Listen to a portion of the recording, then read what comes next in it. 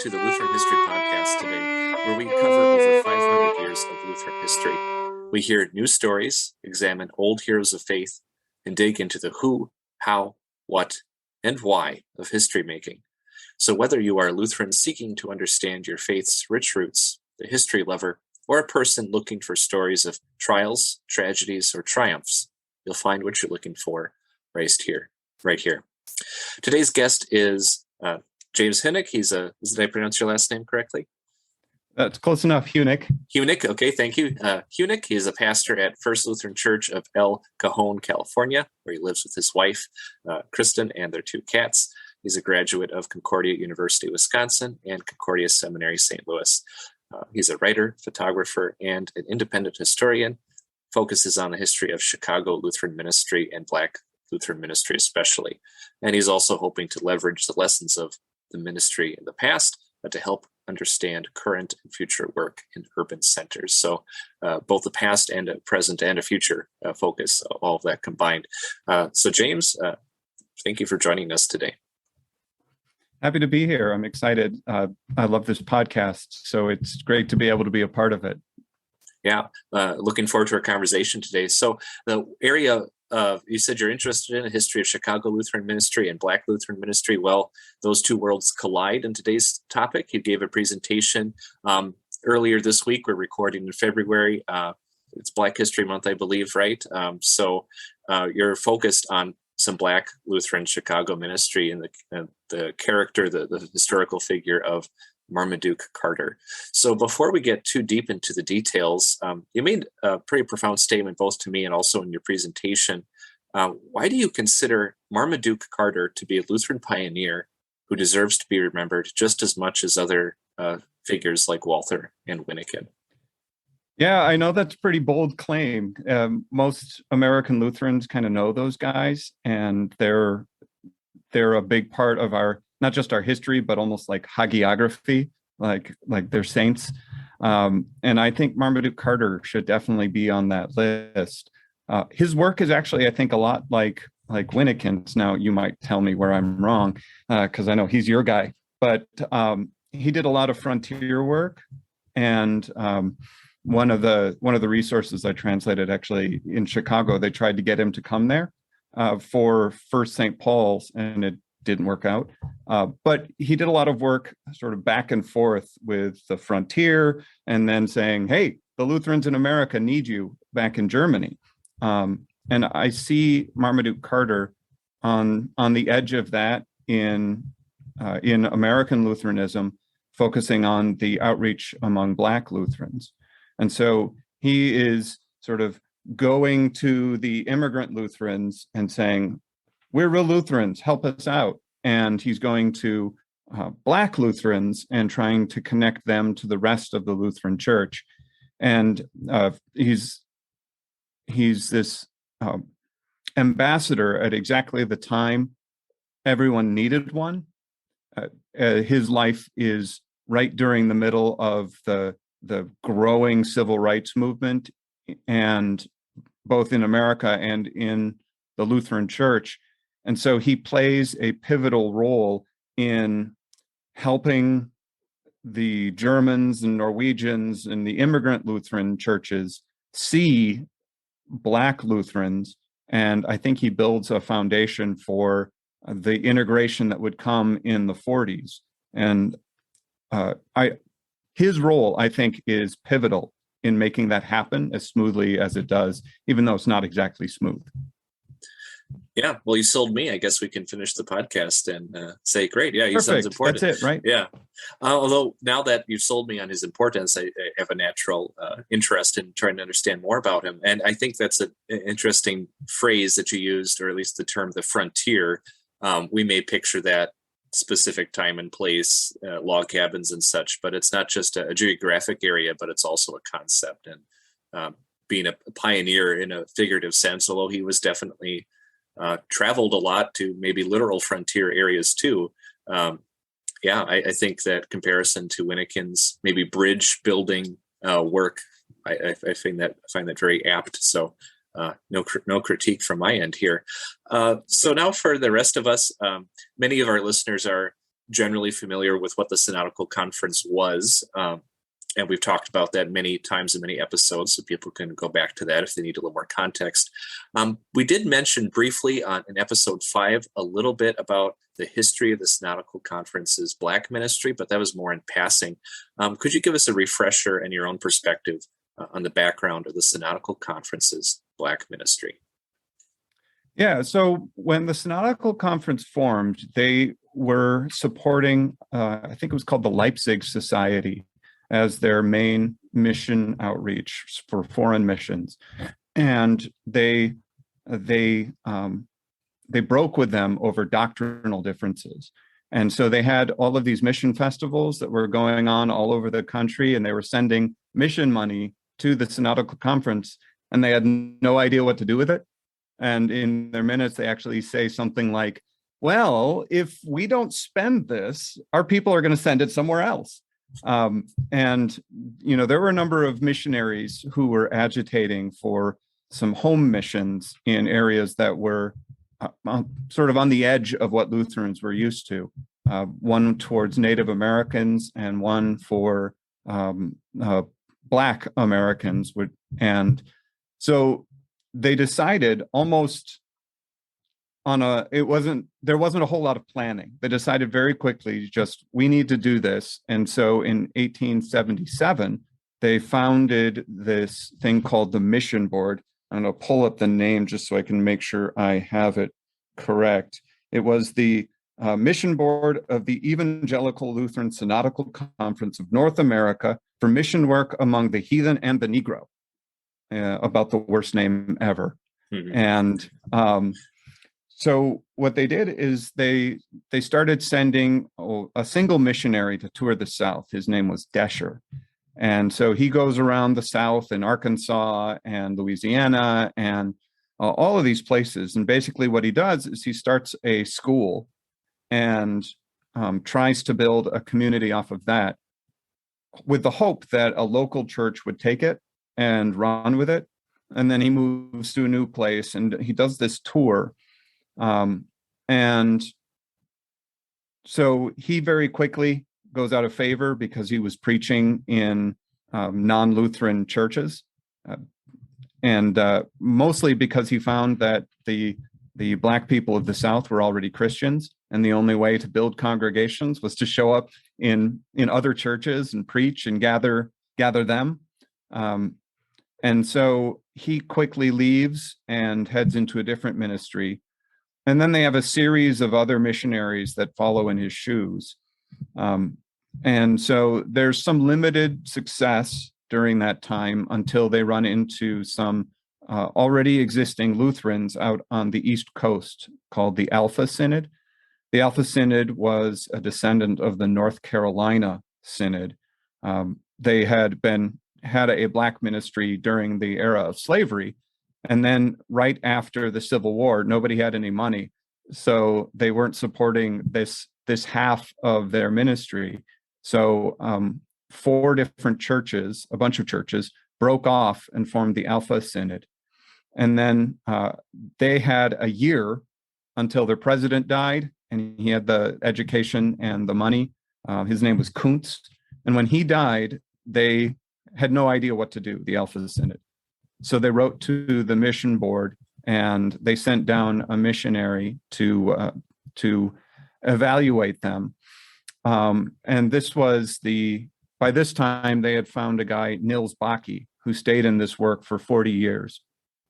And he goes down with a couple of other people and they review the doctrine of these pastors, found out that they could barely answer questions from the small catechism.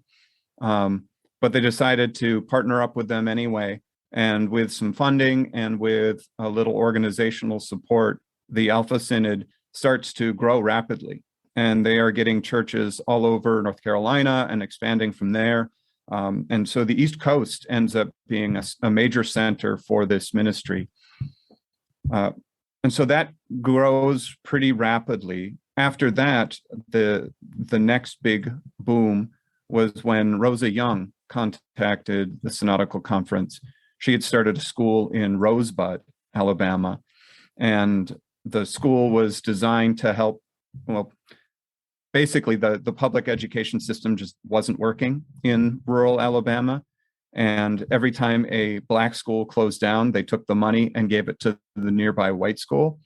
And so she was trying to figure out what to do, started a school, taught an industrial school, basically trying to give enough education so people could work in a factory or find a job at all. And when the economy crashed, her school ran out of money, and she funded it from her own savings, and she almost ran out of money. And so she contacts the Synodical Conference, and they sent Nils Baki down to visit her. And they get all excited about it.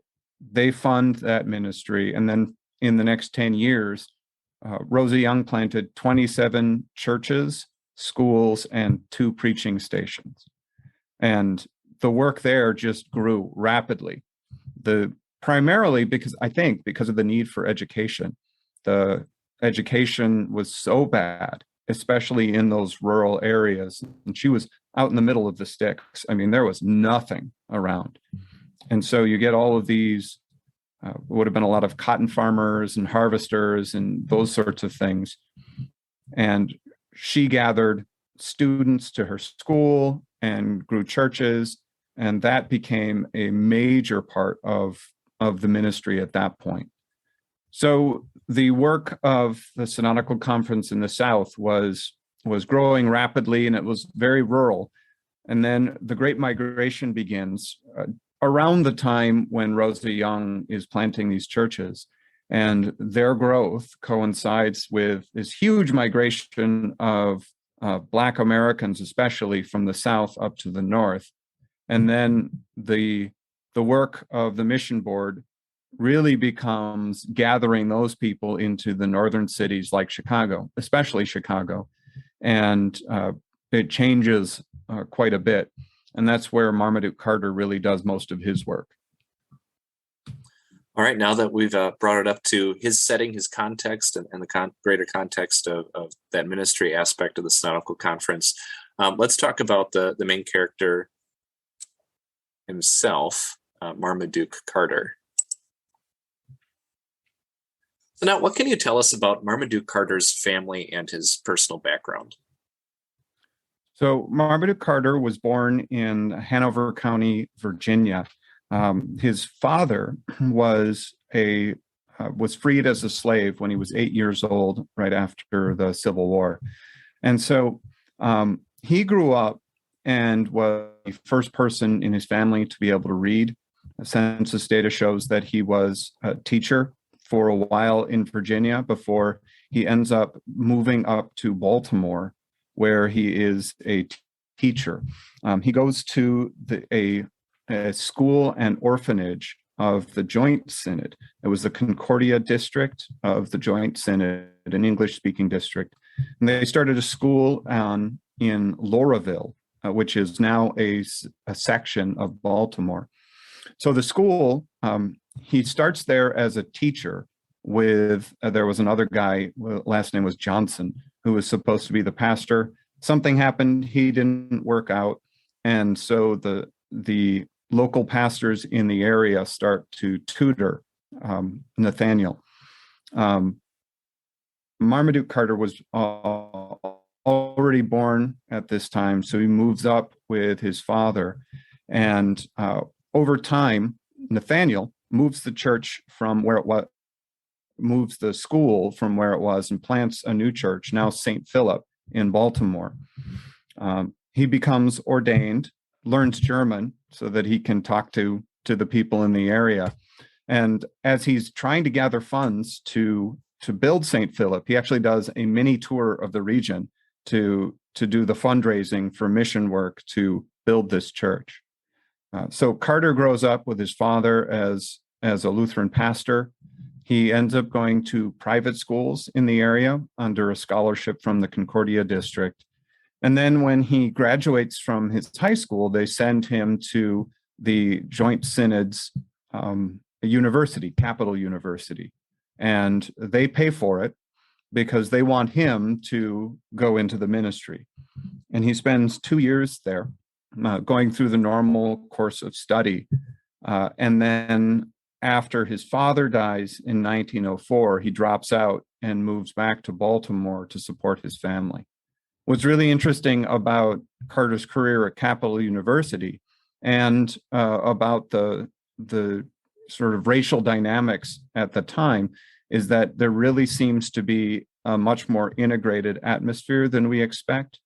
When we look back on the story of race relations in America, most of us tell one that's connected to the Jim Crow dynamics. And while I wouldn't suggest that the Germans and the Lutherans of the Joint Synod were enlightened integrationists, they're certainly far more interested in unity than what would have happened after the civil rights era really starts heating up and racial conflict really comes to the fore across the country. And so you see images of Marmaduke Carter with the band at Capital University, where he's just standing amongst them, and there's no indication that there's a difference or that he's excluded. He's in articles of the Spectator, their magazine, where there isn't a star next to his name to indicate colored, which was the preferred term. And his father was even invited to preach in pulpits and take communion with these guys. There was an era when even drinking from the same chalice would have been incredibly controversial. And amongst these churches, it was like no big deal. He even writes a letter about that, saying how everybody preaches about the fatherhood of God, but the people in this synod practice the brotherhood of man. And it's a good historical reminder that the story of Jim Crow South isn't the same story everywhere all the time. So Marmaduke Carter comes out of this background. When he leaves Capital University, he heads back to Baltimore and ends up teaching in local schools. And then there really isn't much mention of him. We sort of lose track of him until 1906, when he ends up at Grace Lutheran Church and School in Concord, North Carolina, in the Synodical Conference ministry. Nobody really knows why he left the Joint Synod to join the Synodical Conference, but it was probably simply because there wasn't a job. You know, St. Philip was the only Black church, and they already had a pastor. And so if you're going to, and a teacher, so if you're going to get work in this arena, you want to be a Lutheran church worker, the only place to do that was the Synodical Conference. So maybe just to clarify that, so you pointed out that in practice and education and in fellowship in general, there wasn't much segregation, but there appears to have been an idea of, well, we want to have a Black trained called worker to work with in the Black ministry field. That was kind of an assumption that was made at that time. Yeah, well, so it wasn't, like I said, it wasn't really like this integrationist utopia. Mm-hmm. There certainly was a segregated Black church. And so there was segregation. It just wasn't as intense and as enforced as we saw later in many places. So later on, Andrew Schultze, one of the another worker in the Synodical Conference, writes about how when Black Lutherans would visit other Lutheran congregations during some of the Great Migration and larger conflict, many times these Lutherans would have to wait until after the service was over and commune in the chancel afterwards, or they wouldn't be allowed in. And so we see better race relations earlier in this joint synod than we do later during the Great Migration and when these conflicts are heating up. And so it's a good, like I said, it's not a anti-racial paradise, but it's also different from what would come later when that conflict gets to be worse. Yeah, thank you for that clarification there. So what else can you tell us about his earlier public ministry? So he starts as a teacher in Grace in North Carolina, and very soon he moves to work in Emmanuel Lutheran College. This was the school that was set up in North Carolina in Greensboro to train Black workers for the ministry, specifically pastors. And so he starts teaching in the elementary school. And so he's working there. The missionary journals of the time even start to show photos of his classroom as he's setting it up and getting it ready. Emmanuel Lutheran College was chronically underfunded, and so they were always trying to gain money for that. And so during this time, Carter plays a prominent role in trying to advertise, send the school money. And so while he's there, the missionary Nils Bakke was the president. And so Carter, as he's working there, would have been interacting with Bakke, who ended up being a teacher for him as he prepares for ministry. Now, while Carter is teaching the lower school, or would have been the elementary school, eventually he ends up getting sent all over the place. I know he goes down to Atlanta when the pastor and missionary there gets severely ill, and he spends about 9 months stabilizing the ministry while the pastor was there heals. And he comes back to Greensboro, and he's going a couple of other places as well.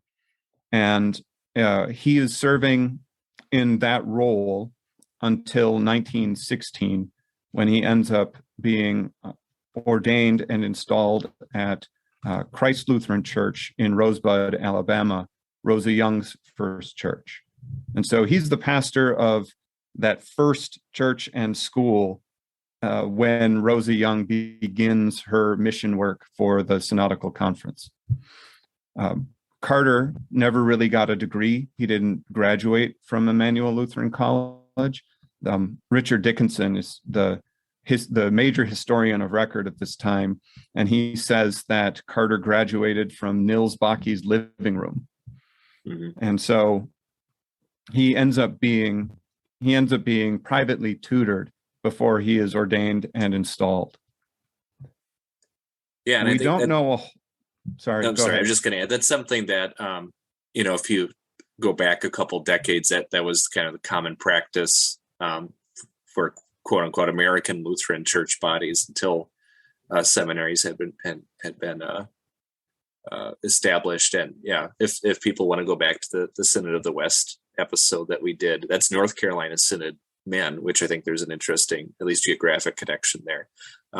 Anyway, so yeah, that doesn't surprise me too much that was an accepted practice. And even today, Lutheran groups maybe have alternative education routes like that. So interesting. Okay, sorry to interrupt.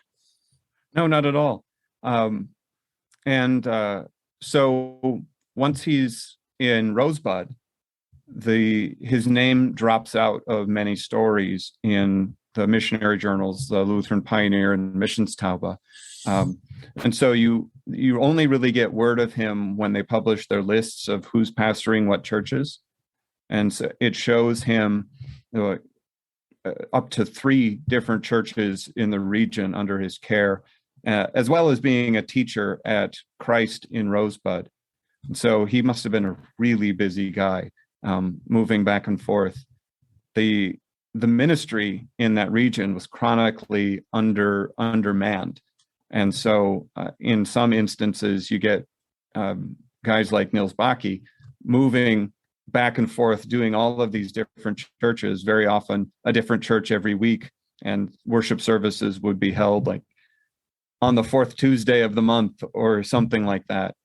And so Carter was definitely in demand during that time.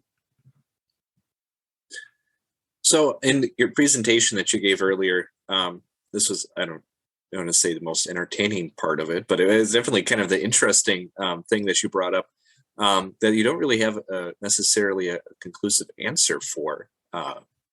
but I think it's very illustrative of the challenges and the times and just his life. What can you tell us about the mysterious circumstances that landed Carter up in Chicago?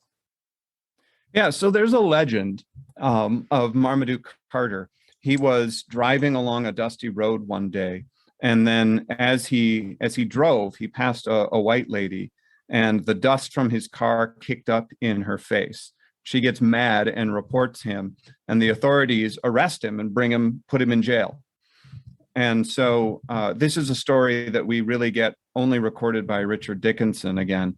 And actually, as he writes the story several times in several different books, and every book gets more certain about this as he writes it. And so the 1977 one is very sort of iffy, like, oh, this is the story, we're not sure. And then there's another one in 2008, and then or in the 90s, and then in the 2000s, and it's much more certain in those. So the story is he goes to jail, and then the Synodical Conference sees this, and they want to get him out of trouble, so they whisk him up to Chicago. The problem is that there's no independent evidence that suggests this is true. The only person who records it is Richard Dickinson. He heard it from other people. He wasn't there. He wasn't around during that time. And I did an interview with one of the few remaining pastors who actually knew Marmaduke Carter. His name is William Griffin, another very interesting man in Black ministry. And he said that he talked to Carter several times about this and never got a straight answer. He asked him, did this happen? And Carter would just laugh, and then he'd move on. And so the Lutheran pioneer and missions Taube, he just sort of drops off. It's one time, they published the list of the churches, and one issue he's there, the next issue he's not. And there's no article, there's none of the normal, like, oh, Marmaduke Carter was moved from such and such a church to such and such a church. And you flip through a couple of them, and then all of the sudden, the newspapers are saying, just like we all knew, Marmaduke Carter is going to be doing a regional lecture tour based out of Chicago. You all knew that was coming, right? Except there's no explanation. I couldn't find a single article that advertised it, nothing. It makes me wonder if they had a flyer that went out with the Lutheran Pioneer or Missions Taube, or whether they were just trying to retcon it. But we don't really know whether that story happened or not. Yeah, definitely the mystery side of it, of what actually happened, if anything at all. But it's a good story, I guess, in a bad kind of way, to just the danger he could have been in, I guess.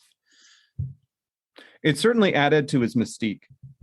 Having this legend in his background would have built his reputation for the people who were fleeing Alabama, many of whom were fleeing for their lives, because this was something that happened with some regularity. It was certainly a good idea, I think. I find it unlikely that Marmaduke Carter would have been able to get along in that heavily segregated Jim Crow South. The moral or the social rules you had to follow would have been a challenge for him, having grown up in Baltimore and educated basically as an equal. And then you're here where everything is yes sir, no ma'am, look down at the ground, don't stand out from the crowd. I doubt he would have gotten along very well with the authorities in that region anyway.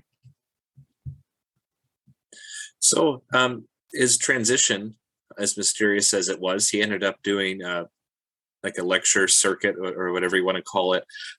You commented earlier on in your presentation how well suited he was to doing this. Well, can you describe that for us? What made him so well suited to do a traveling mission speaking circuit?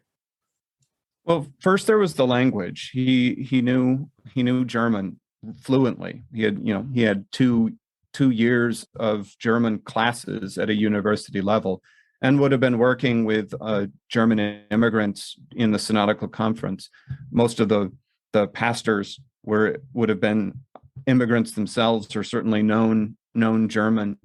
By the time he's doing this lecture circuit, he was completely fluent, able to preach and teach in both languages.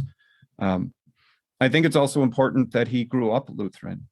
There is a cultural element of that is, Lutherans know that. If you grew up Lutheran, there's just a way of being and speaking and moving that's just kind of Lutheran. And he would have been able to do that, which meant that when what would have really been kind of a foreigner almost traveled to Nebraska, to these Norwegian and German, basically immigrant communities where they may not have spoken English at all. And so he shows up there and he can speak the language, do all the right actions. He knows Lutheran worship backwards and forwards. He knows the language. He does all the right things, but he's a black man. And being able to slip into the culture and language of the people would have been a bonding force, so that when he's there, it's really easy to get the feel that he's one of us. And they would have recognized all of that, which would have made crossing that boundary of a black man in a white church that much easier. Yeah, there's any more you want to add to how he was received by those European American Lutheran congregations? What did they have to say about him? How did they respond to meeting him? Oh yeah, they loved him. He was an incredible speaker. Everyone who talks about him, his sermons were just outstanding. And so many people would travel to hear him 2 or 3 times. So he'd take the train to go out to these rural podunk places in Nebraska, places like that, and they would just fall over listening to him. I'm going to see if I can find. Here's a quote from a pastor in Minnesota. Some of the members of my congregation and I heard Pastor Carter when he preached in Hutchinson, would only be too glad to hear him again. Please place our congregation in Town Lynn onto our list. There's another quote from the Lutheran Pioneer. It goes, with his sermon, he has convinced 2 boys from our congregation to be pastors. Many hearers are traveling 20 miles to listen to Missionary Carter's lecture 2 or 3 times. There's a story that Concordia Historical Institute quarterly recalls where he would go out to these places, and then after preaching or lecturing, he would sit around for hours just answering their questions. And you can imagine he might as well have been from India. It's such a different environment that he came from. And they just wanted to know everything about him. And so he was also really funny when there's a story of a visit up to Wisconsin to another German community. And he hops off the train, the caboose of a freight train. And there are some track workers that see him hop off, and they see a well-dressed black man, and they say to one another, looks like he didn't wash this morning. And he responds in German, oh, I did wash, it just won't come off. So he was a funny guy. And there are stories like this all over the place, including one where he was at a conference and the presenter is introducing a number of dignitaries, and he introduces Marmaduke Carter and tells him, Carter, why don't you come up here and say something in German to us? It's like, do a trick for us. And he gets up, he stands to the microphone. He's a tall, imposing guy, full walking, nice and slow, dramatically. And he leans into the microphone and says, sauerkraut. And it's just, he was the kind of guy who would take a tense moment where there might be misunderstanding or conflict or something like that, and use humor to diffuse it. So instead of making this a moment of conflict it was a moment that could bring people together. Yeah, he seems very well suited to that very, very unique thing. And like he's pointing out, for many people, this had never been done before, never been experienced, at least by them, before at all. And I think that plays into his lasting legacy. But we'll get into a bit more of that in the future. So he wasn't only doing traveling lectures, but you showed a map in your presentation. He was very well traveled, even making it up into Canada. A lot of hard work, but he also was based in Chicago. So now maybe we can switch gears here and focus. Can you describe a bit about the race relations and the work of the church in Chicago during his time there in the early mid 20th century? Yeah. So before the Great Migration, Chicago was actually a pretty stable place as far as race relations were concerned. There was a small population of freed Black people who had been there for a long time, and everything seemed to be going pretty well. When the Great Migration started up, the religious culture of Chicago changed a bit. Excuse me. The culture started to change as the Southern migrants brought their religious practices from the rural South up into the city.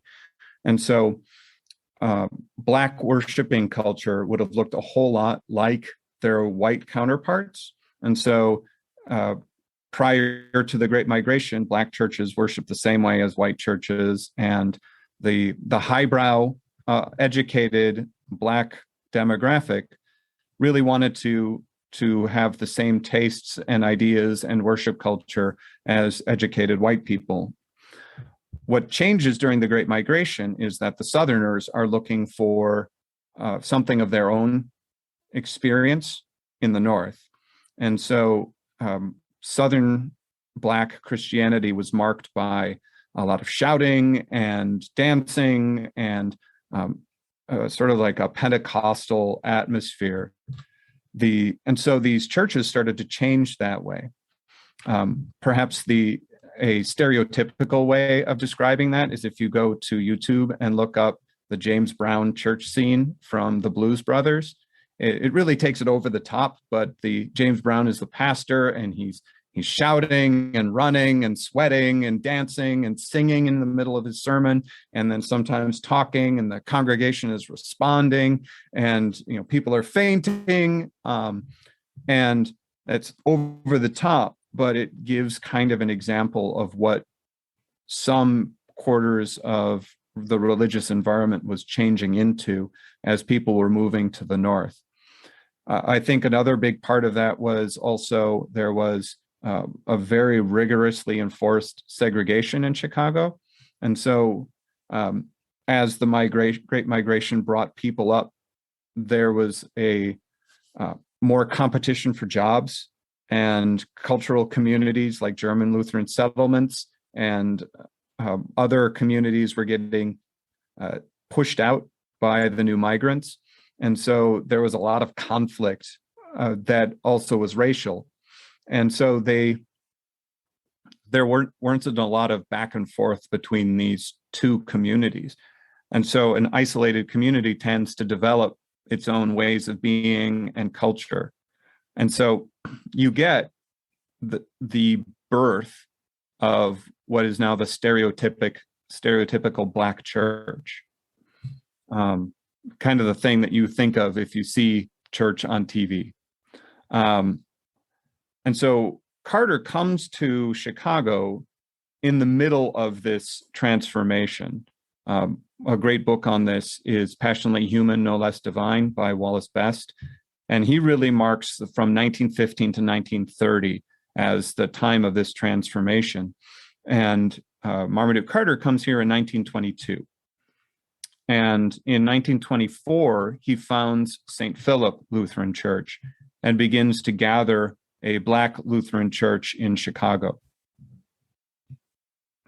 The difference between him and the newly developed culture ends up being pretty stark, because he's doing a Lutheran worship service and a Lutheran community that looks just like all of the other Lutheran worship services and Lutheran communities. And it would have been in stark contrast with the way that Chicago, kind of that stereotypical Chicago church, would have looked like. And so it would have been surprising for many people who would come in off the street how different it was. I think that context helps us now understand this big question of identity, and a lot of the stuff we talk about just with any immigrant group coming to America. Identity is big, and now it's a lot of different worlds colliding here in Christianity in general, in America in general, and just talking about race in general, and then even the Lutheran identity. It's all, how do we mesh this together and figure it out? A break in our discussion of Pastor Marmaduke Carter, his life and his ministry. Hope you enjoyed this part of today's episode. If you're waiting for an active update, you can wait just 15 more days to listen to part 2 of our episode talking about this, a very important figure in American Lutheran history. Now, if you'd like to support the show in any way, of course, there are many ways to do that. You can always like, share, and subscribe or follow the podcast on whatever platform you are using right now. You can also share it with a friend. And finally, one last consideration for you is to, if you want to support the show in another way, to go to our Patreon page. You just go to patreon.com and look for the Lutheran History Podcast.